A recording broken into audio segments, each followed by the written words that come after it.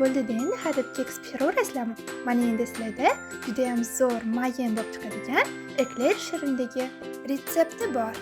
Bizga 150 gram un kerak bo'ladi, 100 gram margarin kerak bo'ladi va xohishga ko'ra vanilin sovirishingiz mumkin.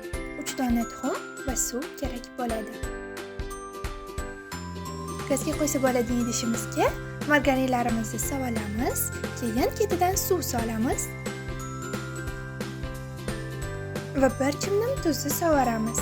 Keyin buni gazga qo'yamiz va qaynagandan keyin unni sovuramiz. Hozir ko'rsatib o'taman. Mana massamiz shu holatga kelganda gazdan olamiz-dek, ozgina aralashtirib sovutamiz. Keyin bitta-bitta tuxumni chaqib, yaxshilab aralashtirib. Xo'p, bittasini soldik mana. Tuxumlarimizni solganimizdan keyin men ozgina mikser qilib oldim va bu joyini sizlarga ko'rsatmadim, lekin sizlar ham alohida idishga olib mikser qilib olsangiz bo'ladi.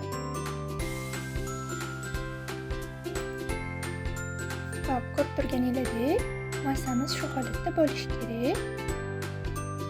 Aytib o'tganimdek, bitta mikser qilamiz va massamiz juda ham mayin bo'ladi. Tuxumlarimizni soldik, yaxshilab aralashtirib oldik va keyin shunaqa meshobga solamiz. Va shunday qiluvdim, yuzga joylanib qoldi. Mana chiroyli bo'lib eklerlarimiz pishib chiqdi. Voy, buni qarang, chiroyliligini, ranglarini qarasanglar-chi. Xo'sh, endi men morojniy krem tayyorlab oldim. Sizlar xohishga ko'ra boshqa krem tayyorlab olsangiz bo'ladi. Idishga eklerlarimizni solamiz va yaxshilab aralashtirib olamiz. Ungacha o'zingizlar xohlagan idishlarni tayyorlab tursanglar, o'shanga alohida chiroyli qilib terib chiqamiz. Men kremni yarmiga shokolad soldim va shokoladni krem qilib, uni ham aralashtirib oldim. Shunda sizlarda juda ham mazali va shirin shokoladli ekler tayyor bo'ladi.